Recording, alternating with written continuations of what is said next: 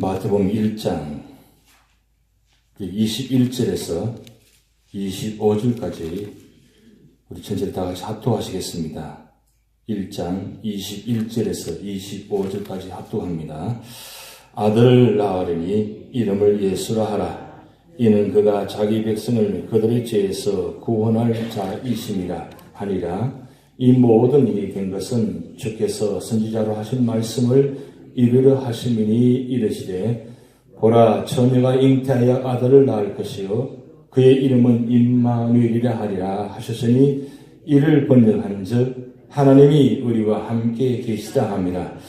요셉이 잠에서 깨어 일어나 주의 사자의 분부대로 행하여 그의 아내를 데려왔으나 아들을 낳기까지 동침하지 아니하더니 낳음의 이름을 예수라 하니라. 아멘. 우리 서로 한번 인사할까요? 메리 크리스마스. 예, 다른 새벽 기도보다는 특별한 날입니다.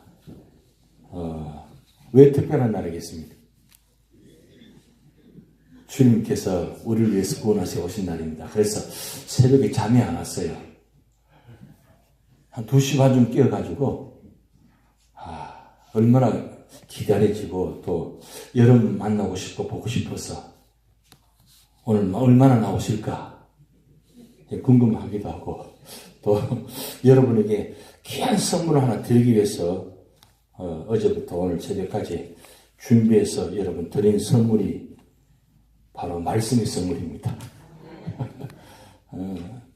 우리가 평소에 예수님께서 우리가 구약성경 오실 예수님에 대한 기록된 말씀입니다. 신약성경은 오신 예수님에 기록된 말씀입니다. 그리고 마지막 신약성경의 마지막 후반부는 다시 오실 예수님에 기록된 말씀입니다. 그렇게 우리는 알고 있지만 이 어느 부분에 어느 말씀이 과연 그 말씀이 예언된 말씀이고 어떤 이런 말씀인가 또 궁금하잖아요. 항상 저만 궁금한 것 같아요, 보면. 궁금하셨죠? 네, 그래서 궁금한데 어제 오후에 갑자기 저한테 마음에 감동이 왔어요. 이 기쁜 소식을 우리 성도들에게 전해드려야 되겠다. 그것도 특별한 성탄절 아침에 오신 분들에게. 그래서 3가지 보배보다 더 귀한 것, 황금과 유황과 모략보다 더 귀한 것, 말씀을 드려야 되겠다.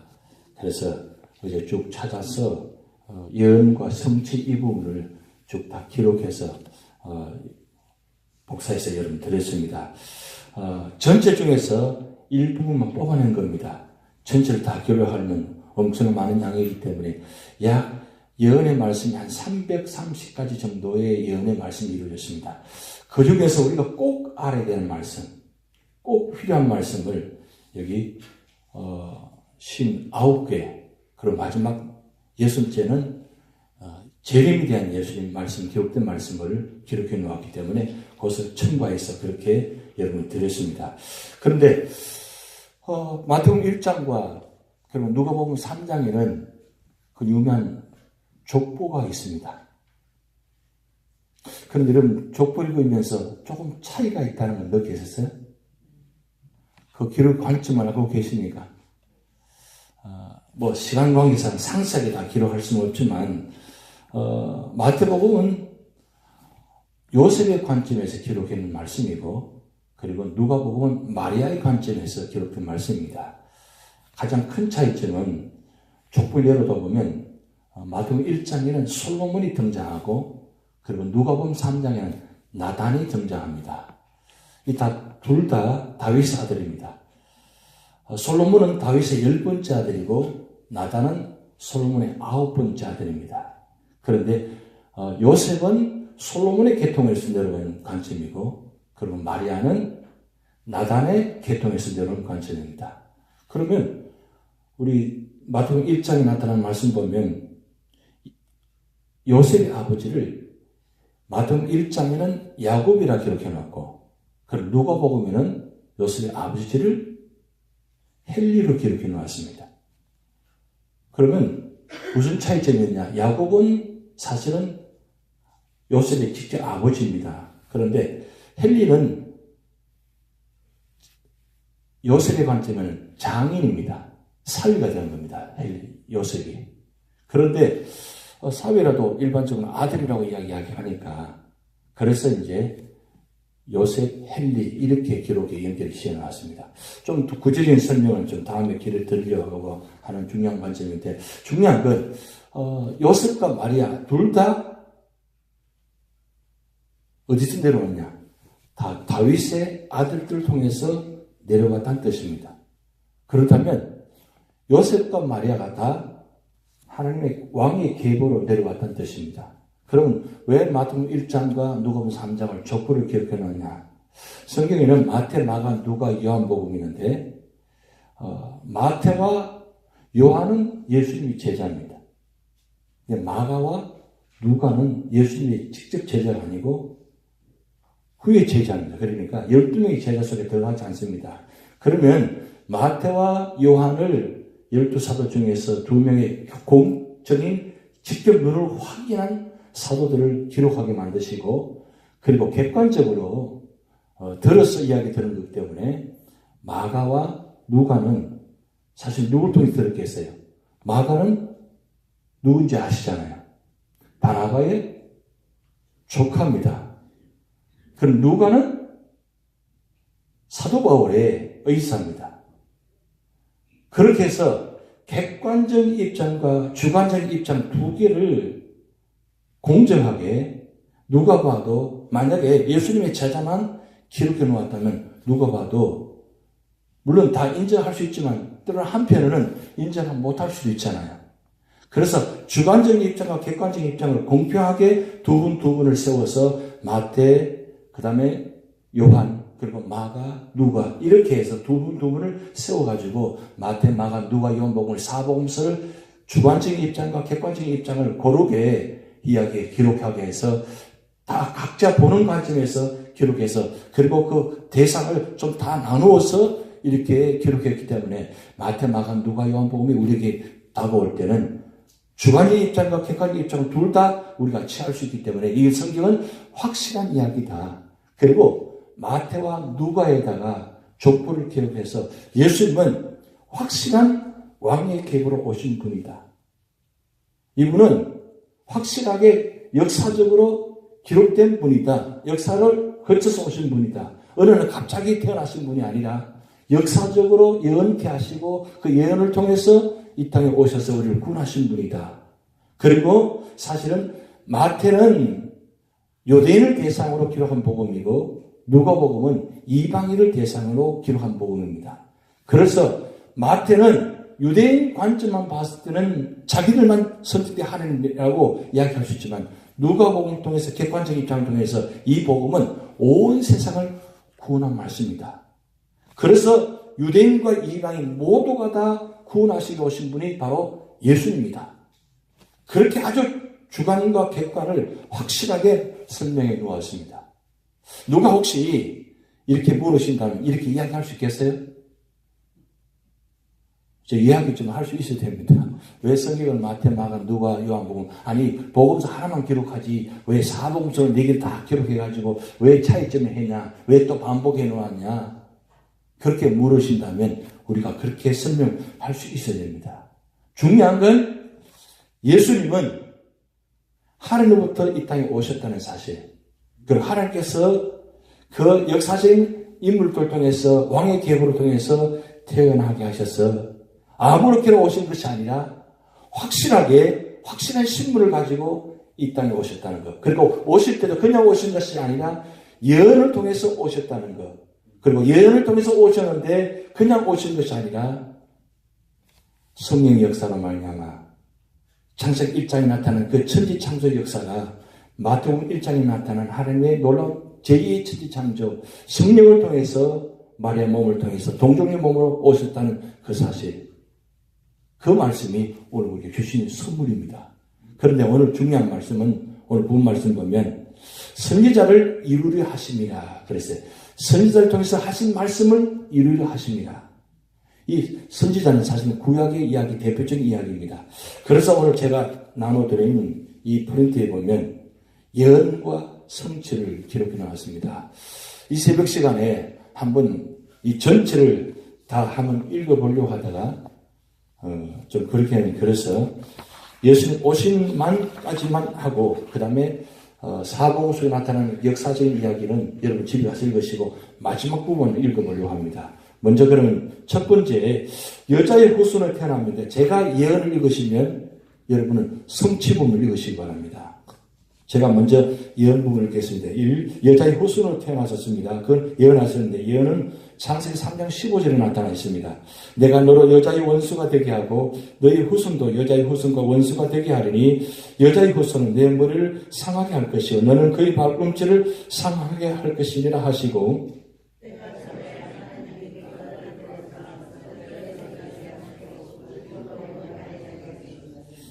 거기 성취 갈라디아서 4장 4절 읽고 그렇게 해주시기 바랍니다.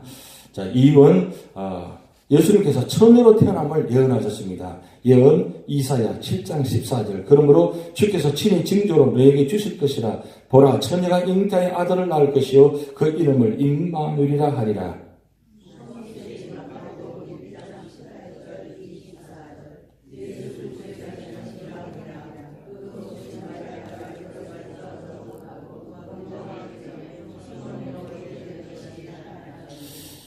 세 번째 하나님의 아들 구약 예언입니다.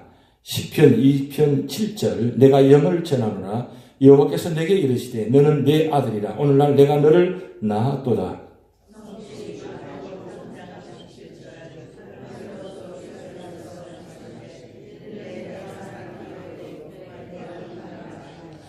네 번째 아브라함의 씨로 오신다는 예언의 말씀입니다. 창세기 22장 18절 또 내 씨로 말미암아 천하 만민이 복을 얻으리니 이는 내가 나의 말을 준행하였음이니라 하셨다 하니라.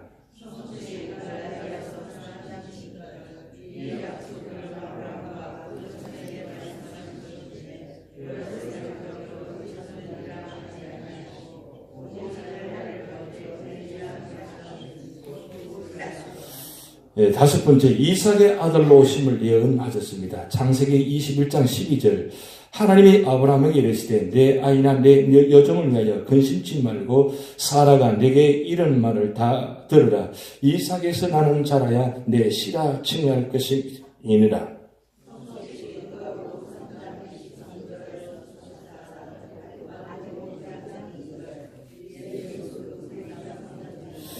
여섯 번째 야곱의 아들로 오심을 예언하셨습니다. 민수기 24장 17절 내가 그를 보아도 이때의 일이 아니며 내가 그를 바라보아도 가까운 일이 아니로다. 한 별이 야곱에서 나오며 한 홀이 이스라엘에서 일어나서 모압을 이편에서 저편까지 쳐서 파하고 또 소도하는 자식들을 다 멸하리로다.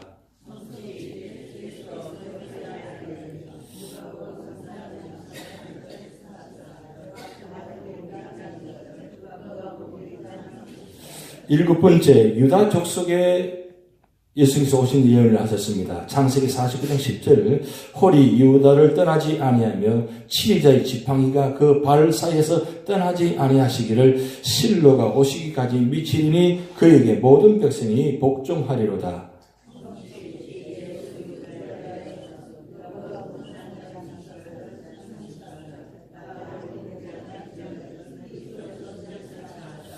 여덟 번째 이새의 가게로 오신다는 예언입니다. 이사야 11장 1절 이새의 줄기에서 한 싹이 나며 그 뿌리에서 한 가지가 나서 결실할 것이요.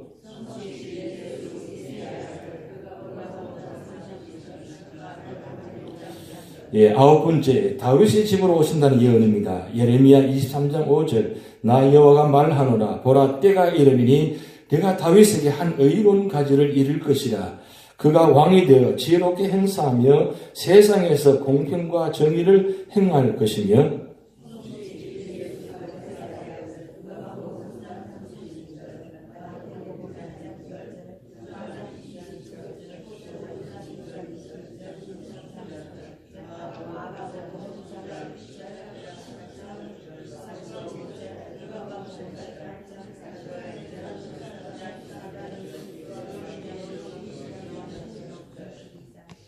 소리를 같이 맞춰서 읽었으면 좋겠습니다.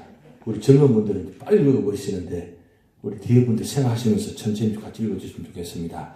10번째, 베들레헴에서 태어남을 예언하셨습니다. 미가 5장 2절, 베들레헴 에브라다야 너는 유다 족속 중에 작을지라도 이스라엘 다스릴 자가 내게서 내게로 나올 것이라. 그의 근본은 상고의 태초엔이라.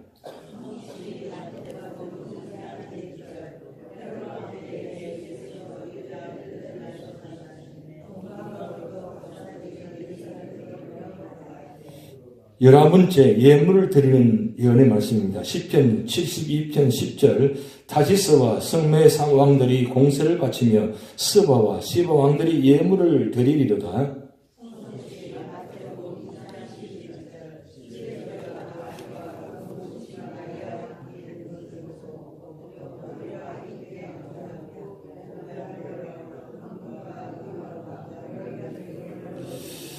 열두 번째, 헤롯이 어린아이들을 죽이다는 예언입니다. 예레미야 31장 15절, 나 여호와가 이같이 말하노라. 라마에서 슬퍼하며 통곡하는 소리가 들리니 라헬이 그 자식을 위하여 애국하는 것이라. 그가 자식이 없으므로 위로받기를 거절하는도다.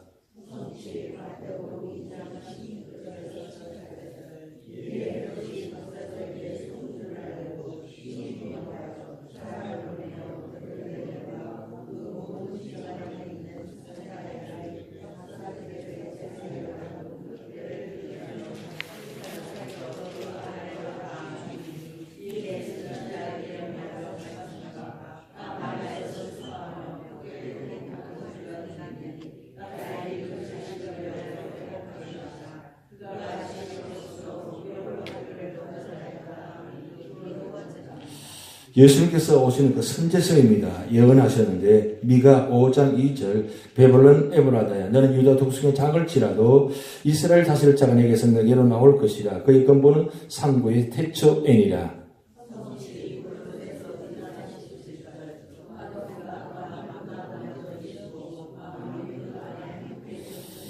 열네번째, 그가 주라고 불릴 것이라 말씀 예언하셨는데 시편 110편 1절 여호와께서 내 주에게 말씀하시기를 내가 내 원수로 내 발등상 되게 하기까지 너는 내 우편에 앉으라 하셨도다.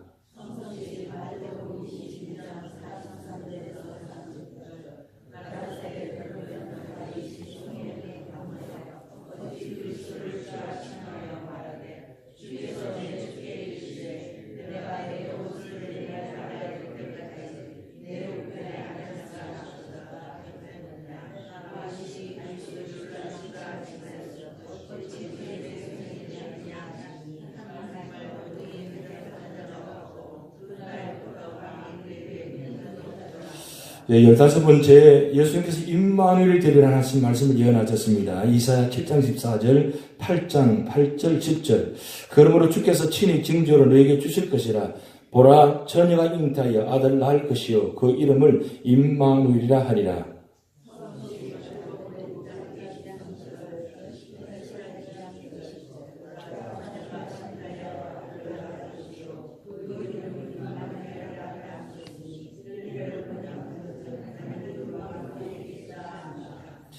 예, 여기까지 예수님께서 오신 예언의 말씀입니다. 구약에서 예수님 오심을 이렇게 예언된 부분은 예수님 외에는 이 세상에 아무도 없습니다. 그런데 여러분 지금 말씀을 교독해 보니까 어떻습니까? 누굴 위해서 이렇게 구약에 예언하시고 말씀하셨습니까? 저와 여러분들을 위해서 이렇게 말씀하셨습니다. 그렇기 때문에 구약은 우리에게 굉장히 소중한 책입니다. 왜냐하면 나를 위해서 그 긴 역사 동안 하나님 준비해 놓으셨다는 것. 준비하셔서 그리고 준비만 하실 뿐만 아니라 계속해서 구약을 통해서 인물을 통해서 사건을 통해서 계속해서 말씀하셨습니다. 내가 곧 임박에서 가리라. 내가 가리라. 준비하리 내가 가리라. 내가 너희를 위해서 구원하리라. 구원하는 너희를 위해 가리라. 계속해서 말씀하셨습니다. 그래서 결국은 15번째 임마누엘 되리라. 임마누엘. 구약과 신약에서 동시에 같이 나오는 본문의 말씀입니다. 근데 왜 임마누엘 단어를 이와 같이 구약과 신약 동시에 기록해 놓았을까요? 구약에 예언한다는 것은 그 예언을 통해서 이루시려면 반드시 함께 하셔야 됩니다. 함께 하셔야만 신약이 이루어지고 예수님 오십니다. 왜냐하면 함께 한다는 것은 그 창세기부터 말라기까지 그 수많은 역사가 있잖아요. 그 수많은 역사 가운데 얼마나 많은 사건들이 있었습니까? 얼마나 많은 인물들이 있었습니까? 그 사람들 함께 하시고 보호하지 않으면 예수님 당신 자신이 오실 수가 없다는 거예요. 그것을 위해서 보존하고 존속하고 그리고 지키시고 인도하시고 축복하시는 그 모습들을 구약의 말씀을 기록해 놓았어요. 그래서 구약에 모든 나타나는 말씀은 사실은 929장 나타나는 그 모든 말씀은 사실 누구를 위해서? 저와 여러분을 위해서 준비된 말씀입니다. 그러고 난 다음에 16권부터 마지막까지 보면 그 예수님께서 오셔서 하신 사역들을 기록해 놓았습니다. 자, 우리 마지막 부분을 같이 한번 읽어봅니다. 57번 부활하심 한번 보시겠습니다.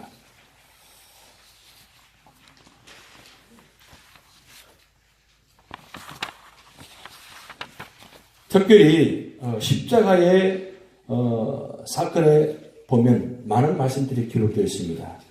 그 말씀들 보면 그 한 가지 한 가지가 그냥 십자가를 지신 것이 아니라 그 십자가를 지신 것도 그리고 마지막 십자가에 오르셔서 그 마지막까지도 주님 말씀을 이루시려고 예수님께서 마지막까지 몸부림치는 모습들을 다 기록해 놓았어요. 정말 감동적입니다. 그리고 사실은 마지막 우리 57번째 부활하심입니다. 부활하심 같이 제가 교독합니다. 제가 먼저 예언이 있습니다. 시편 16편 10절 49편 15절 이는 내 영혼을 음부에 버리지 아니하시며 주의 거룩한 자는 썩지 않게 하실 것입니다.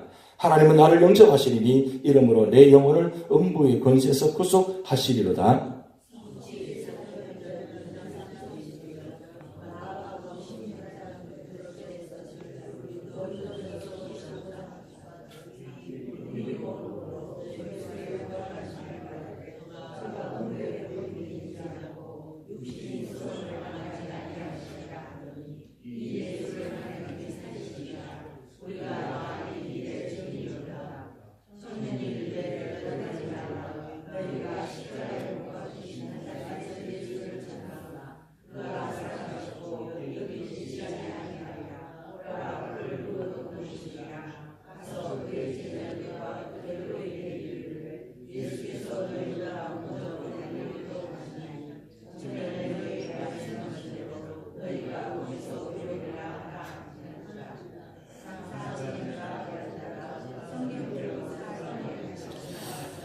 예, 58번 예수님께서 승천하실 것을 미리 말씀하셨습니다. 예언하셨는데 시편 68편 18절 주께서 높은 곳으로 오르시며 사로잡은 자를 끌고 선물을 인간에게서 또는 패역자 중에서 받으시니 여호와 하나님이 저희와 함께 거하려 하심이로다.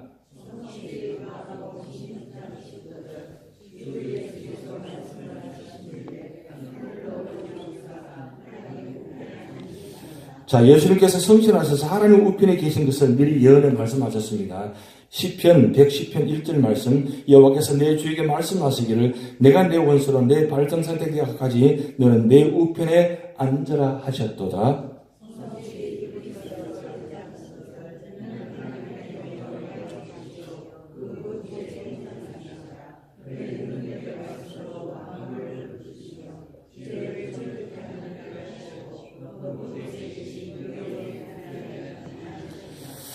자, 우리 예수님은 지금 하나님 우편에 앉아 계십니다. 근데 예수님께서 오셔서 5가지 사건이 있는데 5대 사건, 예수님의 5대 사건, 이건 여러분 꼭 알아야 되는 부분입니다. 첫째, 성육신 사건입니다. 성육신 사건, 예수님께서 오신 첫 번째 사건. 두 번째 사건, 변화산 사건입니다. 변화산. 예수님께서 변화산에 오르셨을 때 모세와 엘리를 옆에 같이 함께 하시고 그리고 거기서 마지막 예수님의 확실한 모습을 보여주십니다. 그 모습은 천국에 가실 것을 미리 보여주는 장면입니다. 그래서 베드로가 너무너무 좋아서 여기가 좋사오니 초막셋을 지어서 여기서 살았으면 좋겠습니다. 그렇게 할 정도로 놀라운 장면을 보여주십니다. 그리고 세 번째 사건, 무슨 사건입니까? 십자가 사건입니다. 이 십자가 사건, 우리를 인류 죄를 대속하시고 구원하시기 위해서 십자가에 죽으신 사건. 이 십자가 사건이 사실은 바로 성경 전체의 핵심적인 사건입니다. 가장 중요한 사건입니다. 이 십자가 사건이 있어야 우리 이 세상 모든 죄를 대속할 수 있는 사건이기 때문입니다. 그 십자가 사건이 있었기 때문에 오늘 저와 여러분이 이 자리에 계시는 겁니다. 그래서 교회는 이 십자가를 이렇게 상징적으로 붙여놓습니다. 그리고 교회 위에 십자가를 세워놓습니다. 십자가가 무슨 상징입니까? 우리를 대속하신 사건이라는 것. 그리고 네 번째, 부활 사건입니다. 이 부활의 사건은 죄로 말미암아 영원히 죽어있는 그들을 영원한 생명을 주시기 위해서 부활하셨습니다. 만약 예수님께서 십자가에 죽어서 거기서 끝나버렸다면 어떻게 될까요? 죄는 용서받을 수 있습니다. 그런데 원래 하나님의 목적은 죄를 용서하실 뿐만 아니라 죄를 용서하시는 통해서 우리에게 뭘 주시려고? 영원한 생명을 주시려고 원래 에덴 동산의 그 모습을 회복시키기 위해서, 그리고 회복시키기 위해서 천국 동산을 인도하시기 위해서 예수님을 보내신 겁니다. 그래서 예수님의 역할은 십자가에 죽으신 역할이고, 그리고 그 다음 하나님의 역할은 예수님을 부활시키신 겁니다. 그래서 이 세상 모든 사람을 부활시키신 분 누구냐? 바로 하나님이세요. 그래서 예수님을 대표적으로 부활시키시는데 그 부활의 모습이 신령한 모습으로 바뀌어진 모습, 그 모습을 우리가 나중에 예수님 재림하시면 우리도 그와 같은 모습으로 나타날 수 있다는 겁니다. 그리고 마지막 다섯 번째 사건은 성전 사건입니다. 예수님께서 성전하셨다. 그것도 구약의 예언됐고 신약의 실질적으로 예수님께서 이루어졌습니다. 올라가신 것을 다 보게 만드셨어요.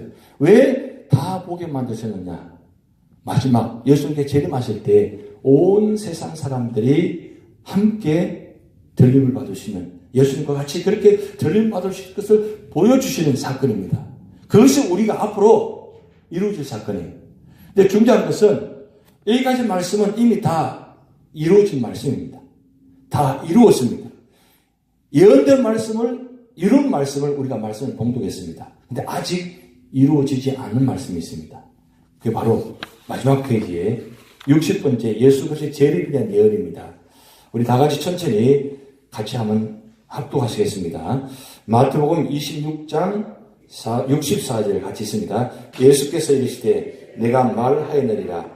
그러나 내가 너에게 이르노니 이후에 인자가 권능의 우편에 앉아있는 것과 하늘 구름을 타고 오는 것을 너희가 보리라 하시니, 사도행전 1장 10절에서 11절 올라가실 때에 제자들이 자세히 하늘을 쳐다보고 있는데 흰옷 입은 두 사람이 저희 곁에 서서 가로되 갈릴리 사람들아 어찌하여 서서 하늘을 쳐다보느냐? 너희 가운데서 하늘로 올리신 이 예수는 하늘로 가시면 본 그대로 오시리라 하였느니라. 야고보서 5장 7절 그러므로 형제들아 주께서 강림하시기까지 길이 참으라. 보라 농부가 땅에서 나는 귀한 열매를 바라고 길이 참아 이른 비와 늦은 비를 기다리니, 골로새서 3장 4절 우리 생명이신 그리스도께서 나타나실 그때에 너희도 그와 함께 영광 중에 나타나리라. 히브리서 9장 28절 이와 같이 그리스도도 많은 사람의 죄를 담당하시려고 단번에 들이신 바 되셨고 구원에 이르게 하기 위하여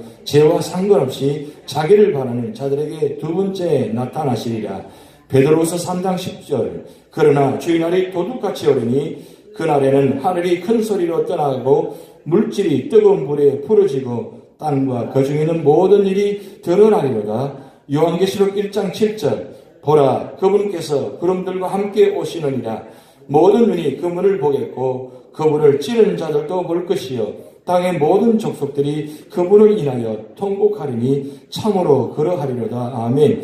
요한계시록 22장 12절 보라 내가 속히 오리니 내가 줄 성이 내게 있어 각 사람에게 그의 일한 대로 갚아주리라. 아멘. 자, 그러면 이 마지막 예언의 말씀 보면서 이 말씀도 이루어질 줄 믿습니까? 우리가 어떻게 믿을 수 있어요? 어떻게 해서 이 말씀을 믿을 수 있어요?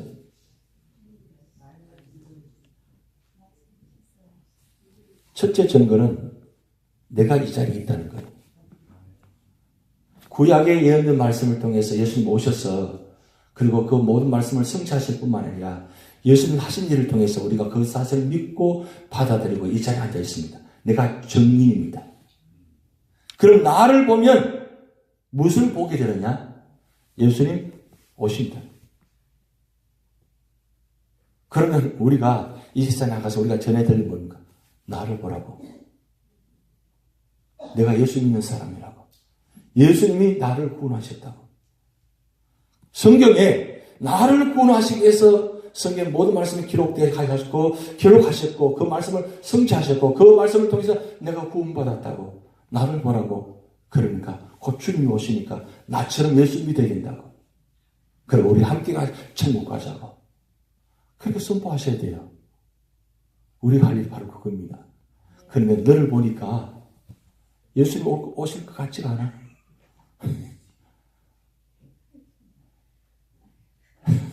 그럼 어떻게 될 것 같아?